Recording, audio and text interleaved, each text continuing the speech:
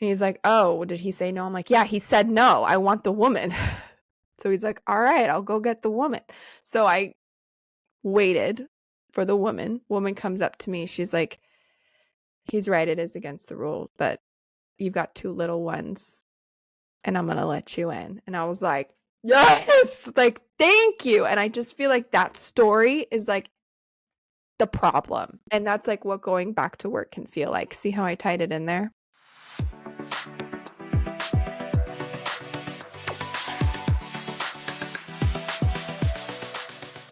This is Raising Mama, a hilariously honest podcast dedicated to unveiling the hidden realities of motherhood. Our goal is to arm you with the information and tools you need to be your most confident and empowered self. This podcast is packed with unfiltered testimonies, diverse perspectives, and expert opinions, along with a good dose of laughter and tears. Leading you on this journey is my best friend, Megan Stander, who is a CEO, passionate maternal health advocate, and mom of 2 daughters. Alongside me is my best friend, Chelsea Ledson, who is a mother, wife, and registered nurse with her master's specializing in women's health. Let's try to raise the next generation by raising up mamas and maybe raising a little hell. Hey, y'all. Hey, mamas. Welcome back to Raising Mama. So as you can see, I just got off another lovely 12-hour shift.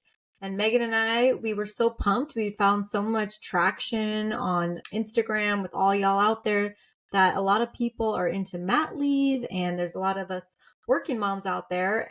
And there's plenty of us stay-at-home moms. But Megan and I happen to be working moms. So we thought, you know what? Let's share our experiences, share our tips, tricks, what we experienced. And maybe if that helps you guys even further, that would be awesome. So today's episode, it's me and Megan talking about what it was like to go back to work after we had our babies. I get a lot of questions about you just from like friends that I talk to that are pregnant and that have had their baby. And that's kind of like the next big. I feel like when you're pregnant, you are thinking about birth. You're also thinking about maternity leave. And then after you give birth, you know, you're swimming in the thick of it, but you're also thinking about if you're working mom, I need to go back to work. So, which you might be excited about, right? You might be excited about it. You might be not looking forward to it. There's lots of emotions in that space. So I think it makes for a great episode. But, you know, we're just 2 people sharing our experiences and we have very different situations. But the goal is that, you know, we give you some of at least what was helpful to us, and we want to validate your emotions about it. And at the end, we'll go through all of our little golden nuggets of wisdom about it. Well, I was thinking we should share our backgrounds, but before I get into that, I really just have one hot take that I want to know from you, Megan. And my question of the day is, dude, what did you hate most about pumping? Just getting right into it. When I think about freaking going back to work, that was my freaking stress. So what did you hate? Did you hate it as much as I hated it? Yeah, I mean, pumping is like synonymous with going back to work. It's probably one of the biggest challenges for sure. I hated pumping. I felt like a cow. I was in many ways a cow. I was a milk factory. I mean, it's not like I hated the sensation or anything. But it's annoying, like to have to like stop what you're doing because your boobs start hurting. But I hated pumping at work because it's like having 2 giant bladders on your chest, right? It's like, you know, when they get full, and you have to stop what you're doing. And then there's, you know, you can't just like pop your boobs out in front of people. So, although I heard a rumor that you did kind of just whip them out sometimes at work. That's what I heard. I actually purposefully pumped in front of other people. And I didn't, okay, it's not like I like showed my tatas to everyone, but you know, if I was like having a meeting with, you know, some of the women that worked there and that like were closer friends, because you work a place a long time, people kind of become your friends. But I would ask and be like, "Hey, yo, is it cool if I just like quickly pump right now?" And I didn't have like the Elvie or the Willow or whatever where it was just like in your bra and your boobs look giant. I had like a handheld Medela Freestyle, and I didn't do both at once. It's funny, you can buy the tube splitter for it so that you can hold both at the same time, but I'm just like, dude, that's a bit much. Like I don't want to be holding.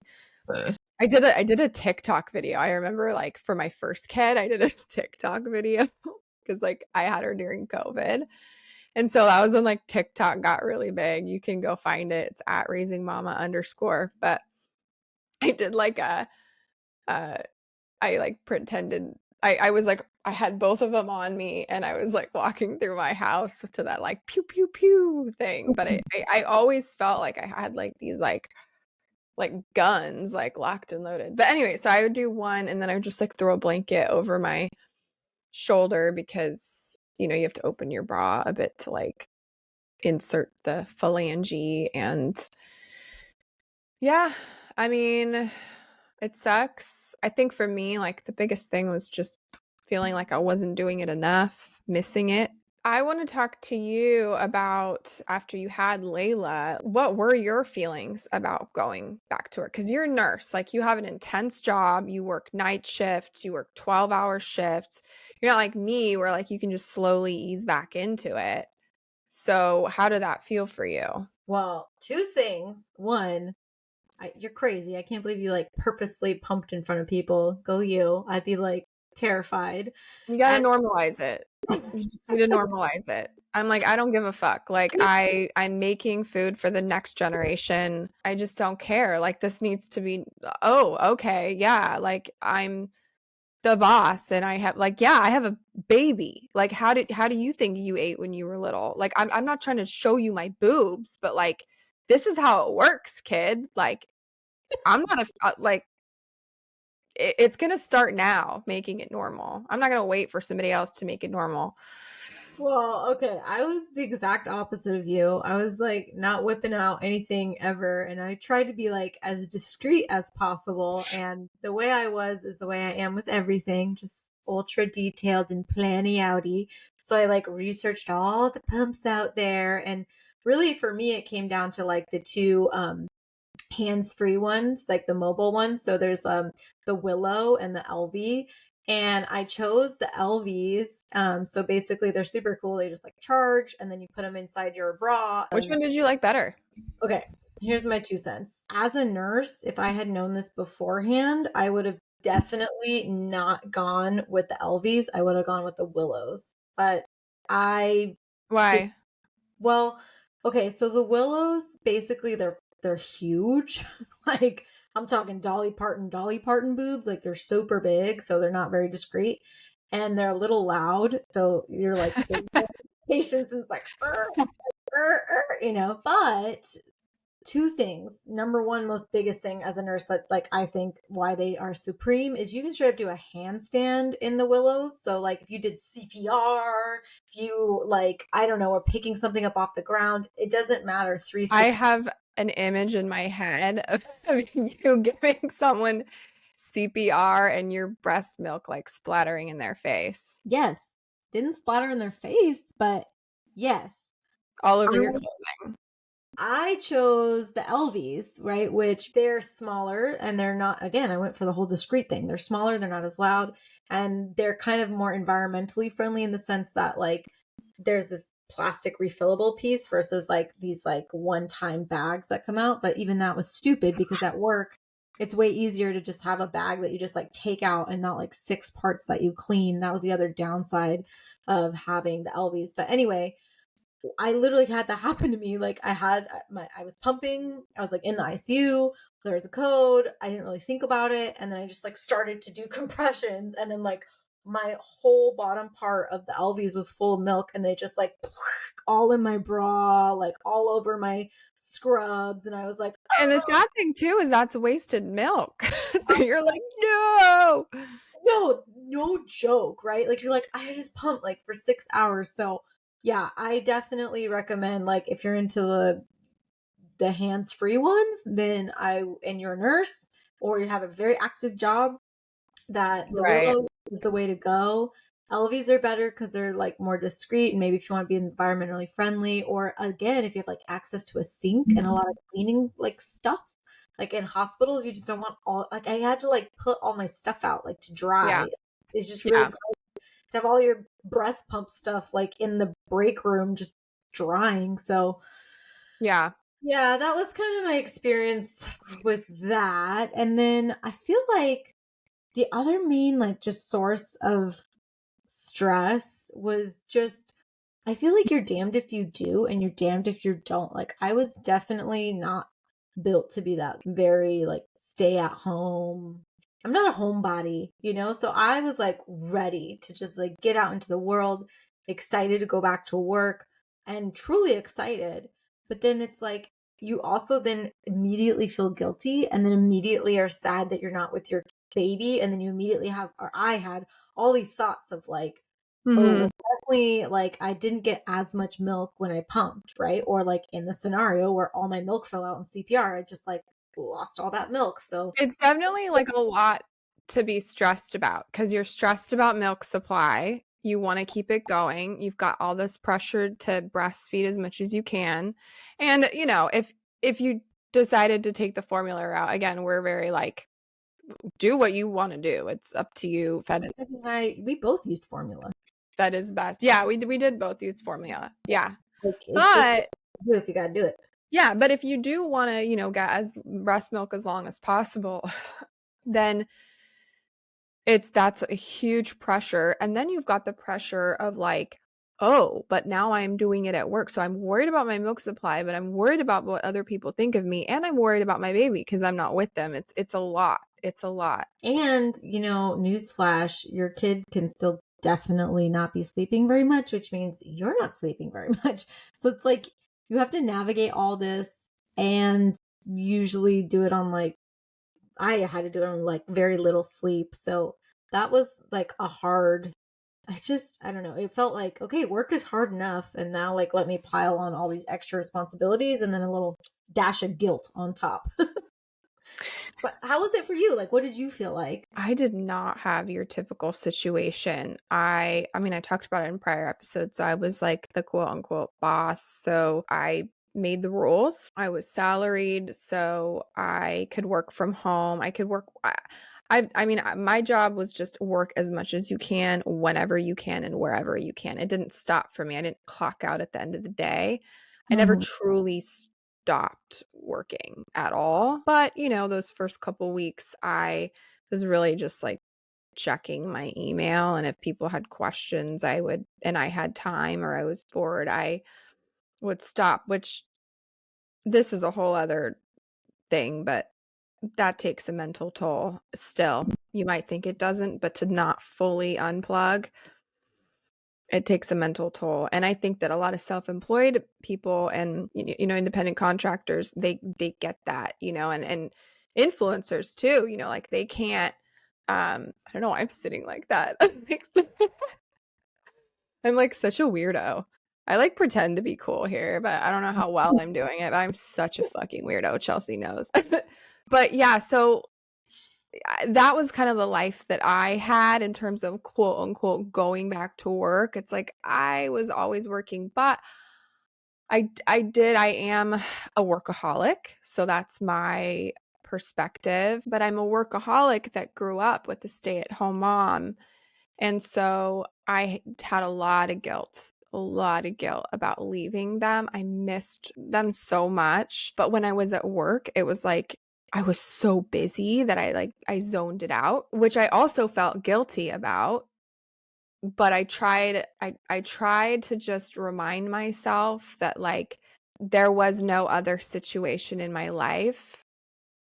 This was the situation. Like there wasn't any other alternate way of doing this. I had to go in, I had to work, and that my babies were loved, my babies were well taken care of, that I had a lot to be grateful for. Gratitude is huge in managing these big, scary emotions, and that I would just be more present, And I think separation from your kid is you're separated from your kid in a lot of ways. You're separated from them when you go to work. You're separated from them eventually when they go off to school. And then in my case, I am separated, period, from my husband, and we have joint custody. So I'm separated from them now. And it's a similar mindset. So I'm approaching that mindset now again. Now, I don't have to leave my kids. Well, I do actually. What am I talking about? I do have to leave my kids still going to work, but I also have to leave them even more. So I just pack in the quality when I am with them. I work harder though.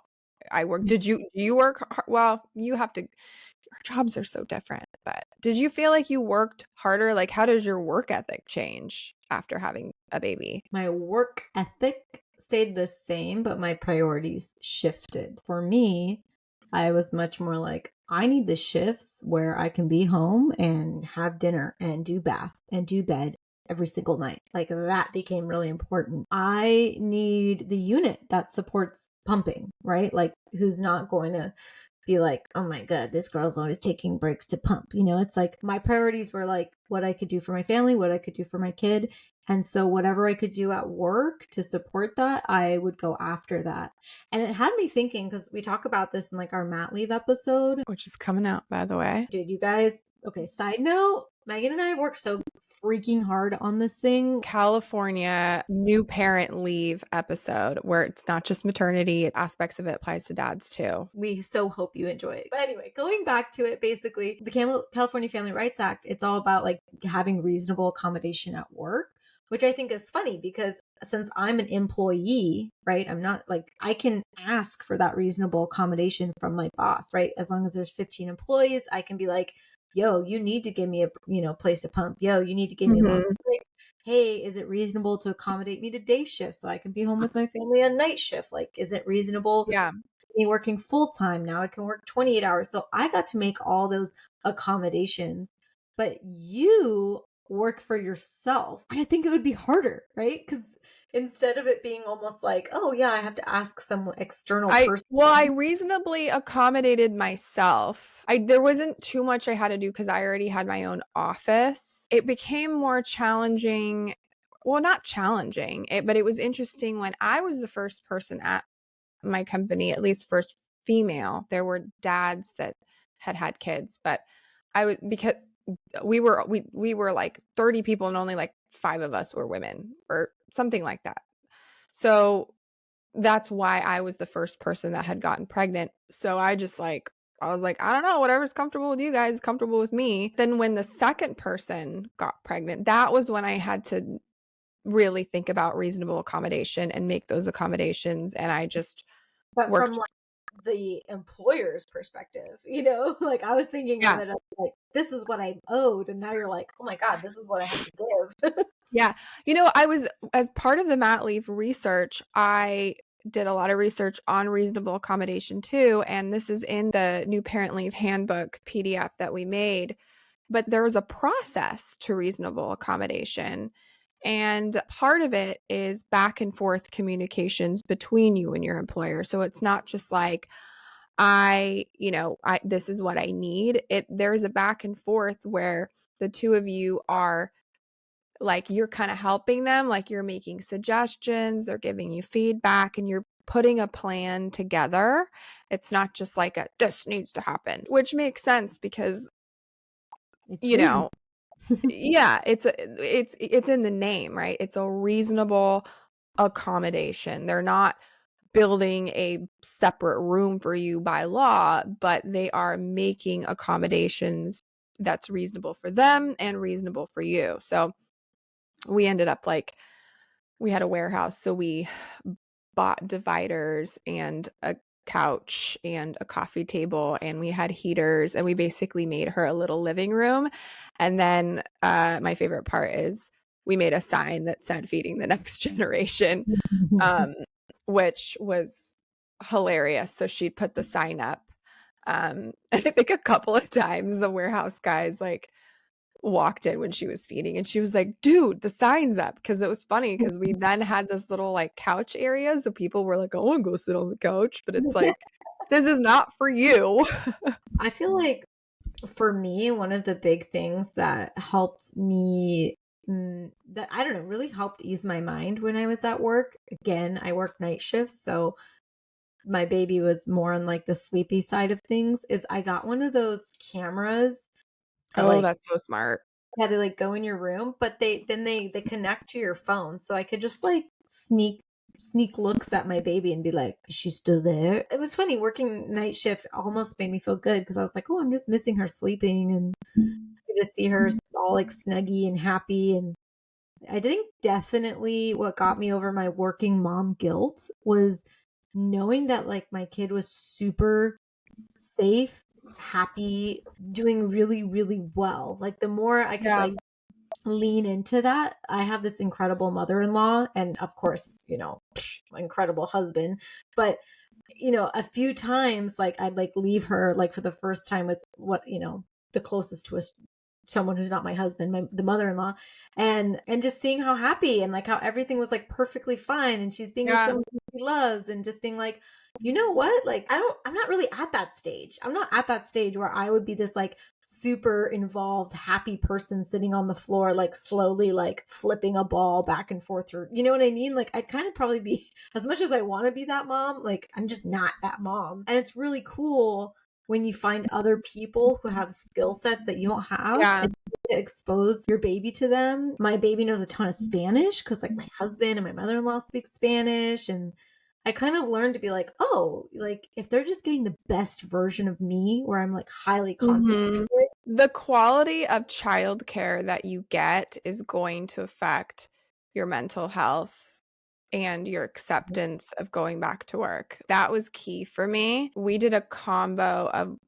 we have a neighborhood childcare, and I actually want to have her on the podcast, but the owner is like amazing, knows so much about early childhood development, so loving, and I just felt like they were going to be well taken care of there, and like that their cries, would be attended to and stuff. And then we had a nanny too, which I could afford at the time, can't anymore, but that took the place of like the grandmother, watching the baby. And it felt like that. Both of the nannies that I had, it felt like they became grandmother figures to the girls. But I did get sad that sometimes they'd want her and not me when I came home, but that just made me work harder at building connection, because simply having your kid around you is not building connection.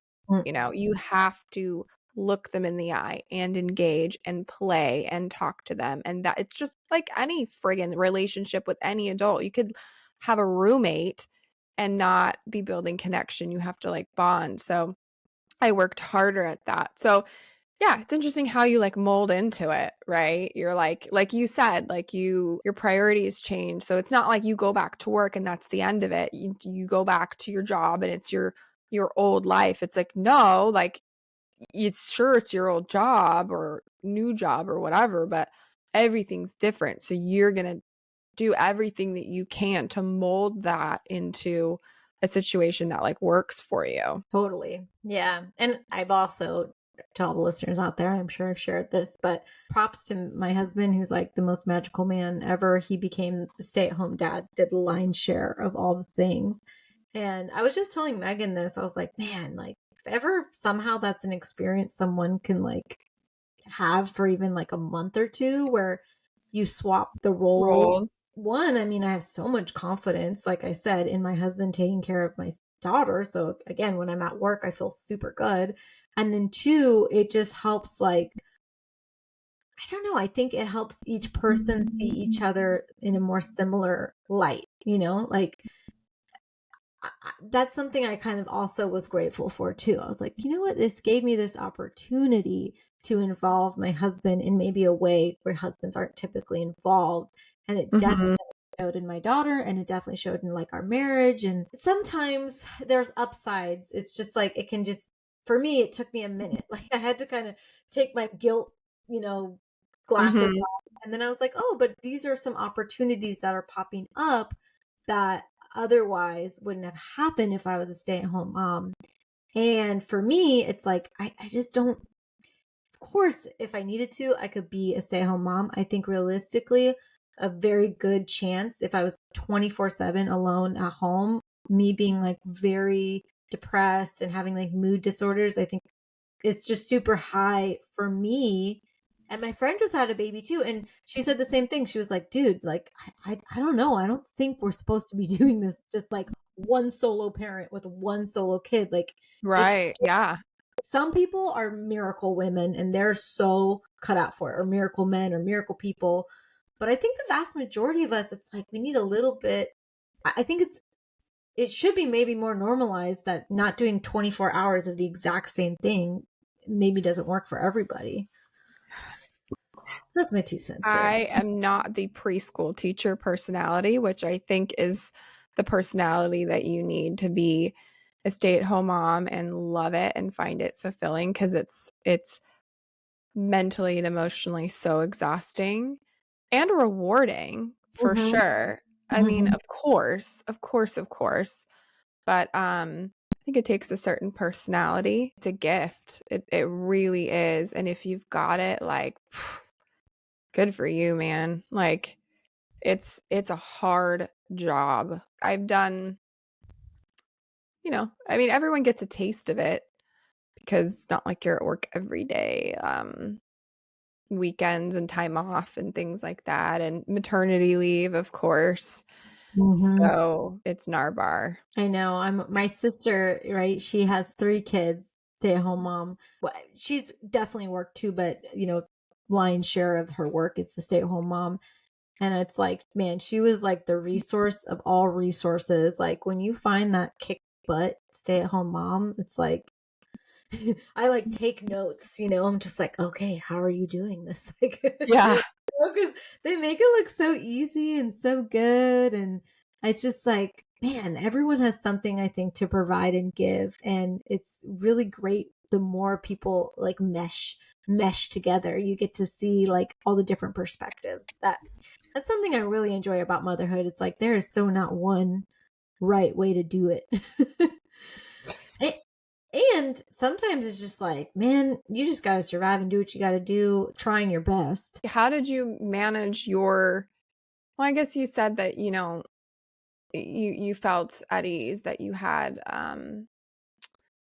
your husband's mom watching the kids. Did that like LA all of your guilt, or was there it is I like, I don't want to talk like only about guilt. I just feel like it's like such a prevalent Mm-hmm. emotion, and not just guilt, but like anxiety and worry and just plain old like missing them. Well, like I said, I mean, GL did the majority of it, and then mother-in-law could step in, and I think really what just like I said, it was when you see your kid thriving, you feel like, okay, cool, everyone can provide in the way that's making this kid thrive. So that's the main goal, and I'm doing something to support that goal, and that made me feel happy. That's what kind of kept me at ease. What about Yeah. you? What was like your biggest? Did you have big fears? Did you have big anxieties? Well, so like I didn't mention this, but for my first baby, we didn't just dive into daycare because my husband had time during the day to watch her. So we were just like, okay, I guess we can figure out a daycare thing if we need it, but let's just like try this out. I'm gonna go to work and like you're gonna stay home and you're gonna watch her and take care of her and everything. So I didn't have that big like maternity leave is over and work transition starts now experience, which was nice in a way, but it's also not nice because I didn't have maternity leave. Like I never really got to stop working. So there's pros and cons of having that division. That was just with my first. My second, it was a little bit more abrupt. He stayed with her, and it's funny, he had like a automotive shop type space that he would go to, and he actually ended up bringing her. It's just cool like how you end up making it work. Like I never would have, when I was pregnant, thought that this was going to be how we managed Megan going back to work. Like I never would have thought that we would set up a friggin' makeshift living room and that my daughter would be taking naps at an automotive shop. I mean, there's no other people there. So that was one thing that made it okay. And the only reason he started going into his like shop space was because he was getting bored at home. He's like, I don't go anywhere. I felt bad. I was like, yeah, you really are in the house all day. And then he would want to go to the shop when I got home from work, and then I'd be alone with her. And so we were like, how do we do it so that you're getting your hobby time, I can go to work, and we're still getting time together when I come home from work? And so he's like, well, why don't I just bring her in? And at that point, she was maybe like 3, 4 months. So there's like so many photos of her sitting in her like bouncer. He would like put her on the workbench, buckle her in, and she couldn't like move yet. Don't try this at home. You're not supposed to put a bouncer on a table, but he did it safely. And there's just so many pictures of her on the car, like just in this dirty. And then when she started crawling, though, she would like crawl there, and her knees would be all black, and I'd be like, dude, like you can't like let her. And my like mom anxiety is like, oh my gosh. So yes, we reached a point around 11 months where we were like, okay, this isn't like she's moving around too much. It kind of works. Like when they're babies, they can't move. But then we got the nanny. But my feelings were different because he was watching her. So I wasn't as like, I'm sending her to a stranger. The daycare transition for me was the hardest now that I think back about it. It wasn't going back to work. It was transitioning to a daycare. And I love my daycare now, and I'm okay with daycare now. It's just it takes a sec to get used to. And then once you get used to it, you're like, okay. But yeah, it does have to do with your kid thriving. And dude, who is leading that daycare is so important. Who is in charge?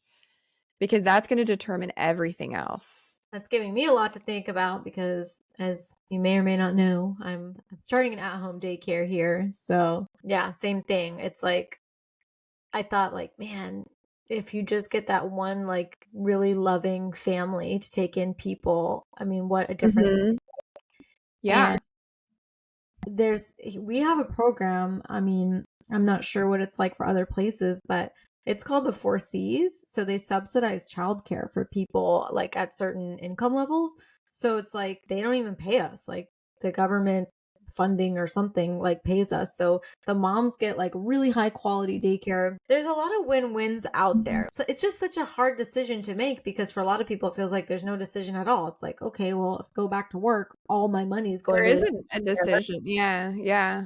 so you're like, I have to stay home. That doesn't even make sense. And then for other people, they're like, oh, in order for me to provide for the kid, I have to go to work. And so it can sort of feel like the decision is out of your hands. But I think the thing is like, actually, when you start navigating it, like you said, there's going to be all these weird solutions that you never Yeah. really conceived of. Like there's stuff out there. So yeah, You just it's have to put the plan together and try stuff out and change things up. And maybe, change your work if it's possible or don't return back to work. I mean, there's like so many ways to make it work. And I guess everybody has to figure it out. That's like the main thing, is everybody before us had figured it out. So we're just figuring it out again. I do wish there was more camaraderie. Like I do wish that it just feels like being a mom can just be such a lonely thing. So that's why I think sometimes you crave to go back to work because it's just like you just need something to break it up, but then also you feel like all the weight's on your shoulders to provide for your kid because it's like solely your job. And I don't know. I mean, I wish there was just a little bit more community around it because then that would take the burden off and make it easier for a lot more people, not just the moms, but everybody. what about when you went back to work and you're kind of like, it's like you leave and you're one person. Okay, and this is like with your first baby, right? So you leave and you're one person, and then you come back to work and it's almost like you know, when you were in school as a kid and you come back after summer and it's like, look at my new outfit, or like, I'm a new person because I'm older now. And I like, what did that feel like coming back to work and all of a sudden you're a mom? I mean, Like, were people like like nice to you, or like did they ask you about how you were doing? I think maybe that was like the more surprising thing is you're expecting it to be like, whoa, look at the mom working, or like some like banner's gonna fly out of a cannon. But everything Yeah. exactly how you, for me, everything was exactly how I left it. And it was just kind of like, all right, back in the cog, back in the system. That's why I think that whole like reasonable accommodation thing is good, because people aren't, this is all you're thinking about, it's like your baby, your baby, your baby. But like Mhm. nobody really visually sees it from the outside, that so much is going on in your head. Mhm. So it was kind of shocking how just totally normal it was. And no, there wasn't any kind of negative or positive response. It was just sort of like, okay, back to business. Here we go. And in that regard, right, I think that's when you get to reevaluate like your job, because a lot of times, your job will just ask you to do so many wild things, and then I think once you have a kid, you're like, no, I'm not going to stay overtime for the sixth time in a row. Like, um, Yeah. like I said, I think your priorities change and your opinions change. And it's surprising because you make the accommodations and then you're like, oh, you're still just another cog in the system. Like, I don't know. I felt like maybe speaking up for myself was going to make like waves or something, but it's just like, oh, nope, that's what that girl does. She works X amount of hours and takes her break there, and everything Yeah, just mothers are not valued the way that they should be within the workplace. We're like superhumans basically, being able to mothers with new babies, because I know like fathers have kids too, but I mean mothers with new babies, there's such a huge onus on you with the breastfeeding and recovering from childbirth. And you know, if you are kind of the primary waker upper in the evening, which depends on the fam, but I think the stats show it's primarily the mom because of the whole breastfeeding link. So, and the cultural link.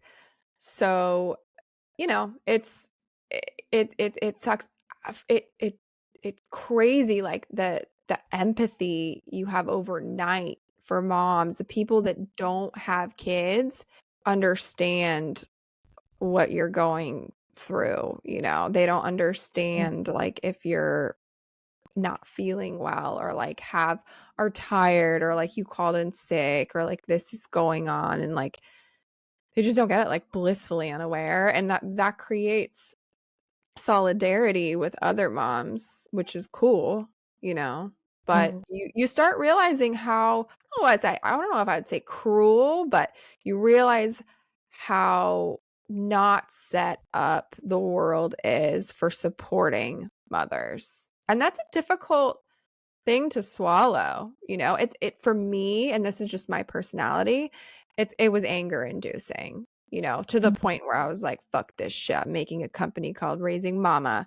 Like that was the pinnacle for me, was just realizing that like, yeah, like people just don't really care that much, you know. Some of that was at work, and it wasn't like any specific person. It wasn't like about the workplace. It was about the system, just Mm. as a whole. Anything from maternity leave to companies having to like, rah, rah, rah, rah. Like the only reason why I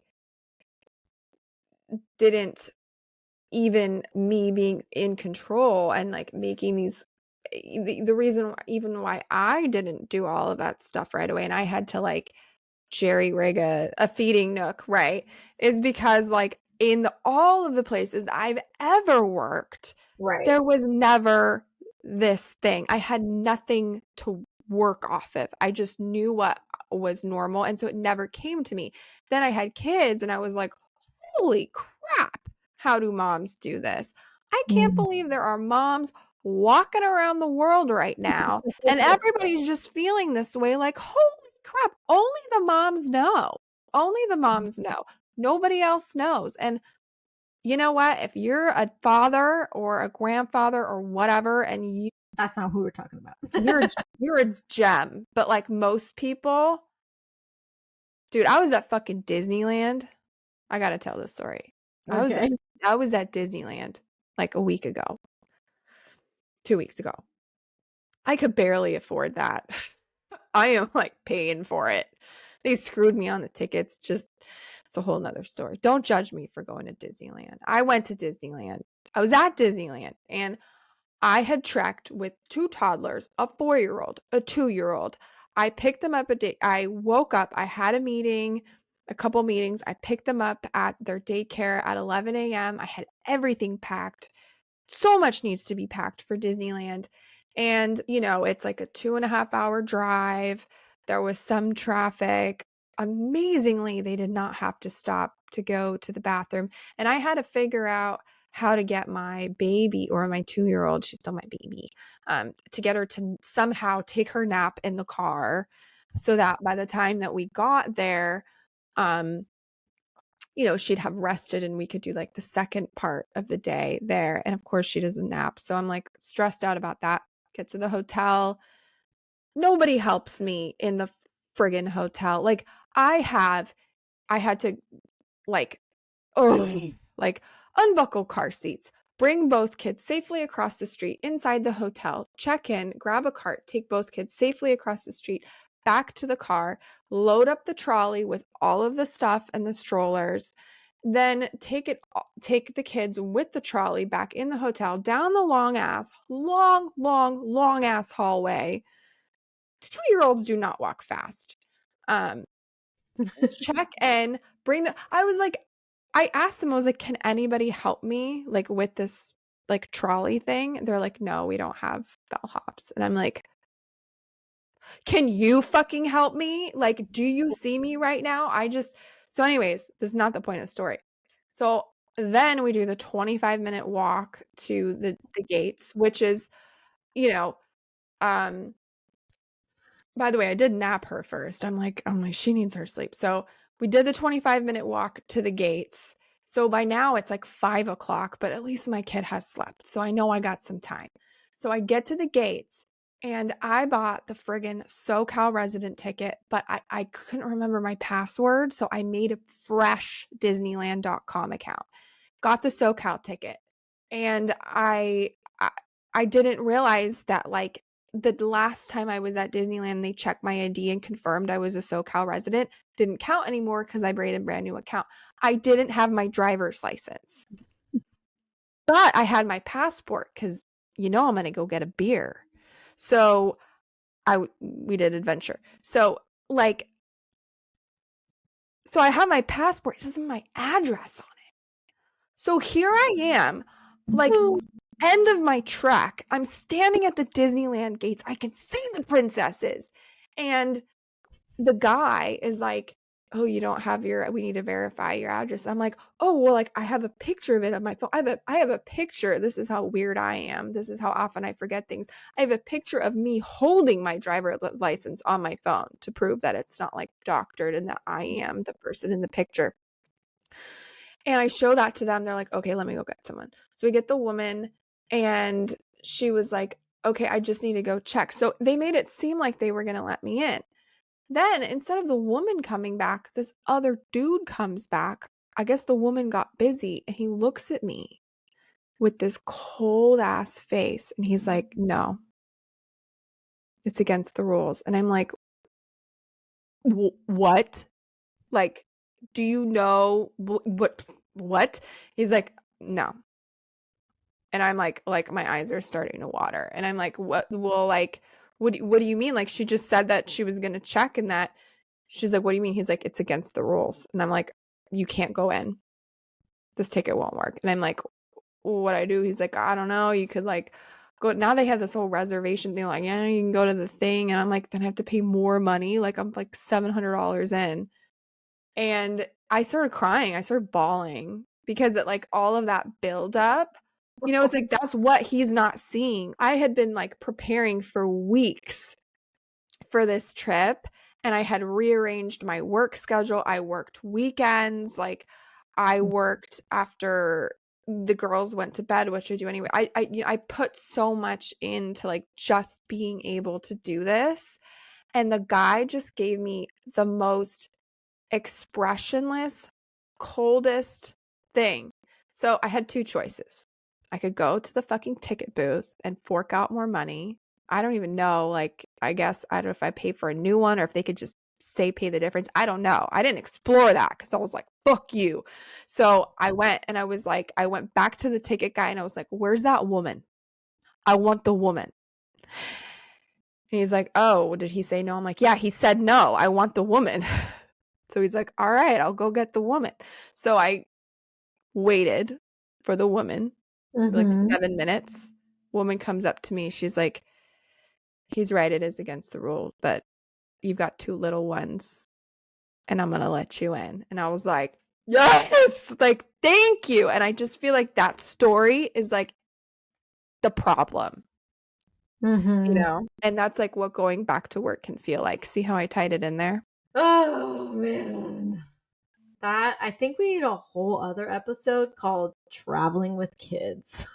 Well, yeah, dude, that's gnarly. Like you want to see like I mean, you got Olympians, you got like world athletes, you got mathematicians. Like I want this TV show that's just called like Traveling with Kids.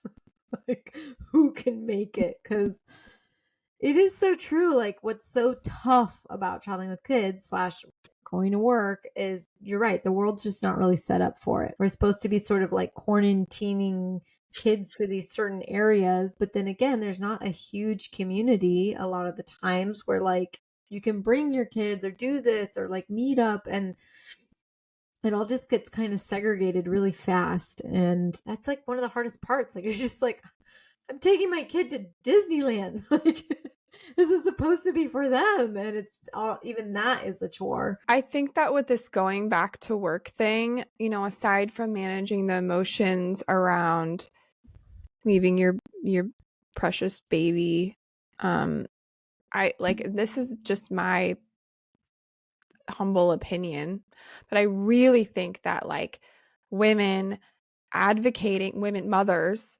advocating for themselves and doing it in a way where like, you know, your boss isn't like, God, I hate you, but Mhm. it's so important because you might not be the personality. You might be a little bit more sheepish. You might be okay with going to your car to pump. You just don't want to like, upset the system. But the thing is that you're going to help the next mom.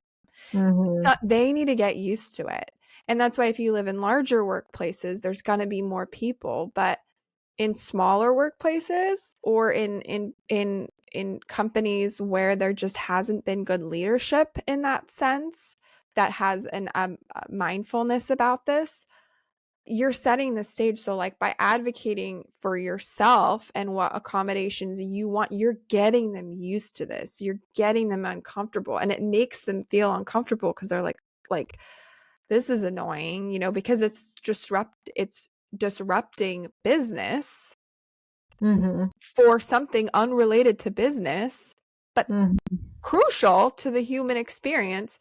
So I just think that being that person to just cause the discomfort is going to help everyone else. The trickle effect. Let's be real. I mean, my profession is nursing. Like the Yeah. vast majority of nurses are women, and the vast chunk of those are moms, and so it's so valuable to have moms working in your company. You know what I mean? Like it's that's the other side of the coin. It's like especially if you can just make a reasonable accommodation, you gain this like huge asset. Like I know a perspective change too for me at work is also like I moved to a different hospital because I was like I want to be at that hospital for 20 years. I got mouths to feed, mortgages to pay. I live here. Like I also feel like my I don't know, but my attachment to my work got much stronger. Like the chances of me just willy-nilly quitting or, trying to travel somewhere is far less likely now that I'm a mom. And also it's like, man, I take care of moms all the time as a nurse. In fact, a lot of the times, a lot of these moms, I'm on the oncology unit primarily now, and they have kids, and it's a lot. It does impact the care, having just a similarity there, and maybe slightly having one more way of knowing that people could be perceiving a situation. So it does. I think that you can be a mom and it makes you stronger at work. I think that work can sometimes make you kind of a more focused mom when you are at home, and to not be so afraid of like speaking up because they're reasonable. Mhm. In terms of scary things that you do as a mom, going back to work, it's like it's scary, but it's one of many scary things that you're gonna have to do. So it's like it's a good first, like first Mm. scary thing. You learn from it and it makes you stronger for the rest of them, you know? So, okay, we promised tips and tricks. Just shoot them off. What are like some of the hacks that you learned and what just made things easier? Use your insurances. You get one free pump, and I highly recommend that you get the portable ones because it makes life a lot easier. And you can always get like a used breast pump that's like old school that plugs into the wall for super cheap. If you're a nurse, or like I said, who has a really like got to move a lot, like handstands, definitely get the Zillows, not the Elvies, and The download the app. Willow. Think about if you want to like download some fun apps where you get to like still kind of watch your kid while you're gone, check in with them, and also like just really cultivate your community, because it's going to be much more about your support network than it's ever been before, and it can really make or break the experience. That's Dope. it. Love it. Any tips or tricks for you, Megs, before we hit the road? You know, my biggest thing related to pumping is just to also prioritize your mental health. And you don't need anyone's permission to start using formula. So that is up to you. And you are not a bad mom if you do, because it does make things a hell of a lot easier if you're not pumping. And I'm not saying you should do that. I did that for one, not for the other, and it wasn't by choice. But I think that pressure can be very intense. The pressure to make the milk, and not having that pressure is a huge weight lifted off your shoulders. So that's my 2 cents on that. And then, like I said before, advocate for yourself, and it helps with employers. They're much more likely to like, because for them to, if they don't have accommodations already, like say you're the first person, I think they're much likelier to say yes to certain accommodations if you help them come up with ideas. Mm-hmm. They just might be a dude and have like no idea what to do. So like just come up with like ideas, start brainstorming this stuff like while you're pregnant, so that after baby comes and you come back to work, like there's kind of a plan. You don't have to be like, whoa, you show up to work and you're like, wait a second, this isn't gonna work. So brainstorm that stuff ahead of time, come up with some ideas with your employer, and then maybe check back in with them to remind them, because I'm sure it's like not their first priority. Check back in a couple weeks before you go back to work and be like, yo, where am I going to pump? Or like, I don't feel comfortable pumping at my desk or in the car. So is there a quick hideaway? Can we make it a little cozy? Or did you do it? Did you make it cozy? Things like that. Mm-hmm. So yes, and always remember, you're a good mom. So remind yourself of that every day. You're a good mom. You're a good mom. You're a good mom. Don't feel guilty. And if you do feel guilty because you actually think you are doing something wrong, then act on it. But if it's just a continued not helping you in any way emotion, remind yourself you're a good mom. Your kid's going to be okay. I love it. Couldn't say it better than that. Okay, and the maternity leave resource episodes coming out real soon, and check out our PDF. It's up and live on the raisingmama.com website right now. It's our California new parent leave handbook, and it's got everything on there to step-by-step instructions on how to apply, a breakdown of the 4 California programs and 1 federal program in detail on eligibility and everything, links, checklists, timelines, phone numbers. It's all there to make the planning more easy for you. And Chelsea did an amazing job doing the explainer video. So we hope you like it. It's all for you guys. Well, can't wait to check in next time. Always tell us on Instagram what you guys want to hear or what tools you want us to make, because we're here for you guys. Let us know. Thank you for tuning in to the Raising Mama podcast. Your presence means a lot, and we hope you found our discussion insightful. To become a part of our community, follow us on Instagram at Raising Mama Podcast. Explore resources on the Raising Mama Village located at www.raisingmama.com. You're never alone on this motherhood journey. We're here to support you every step of the way.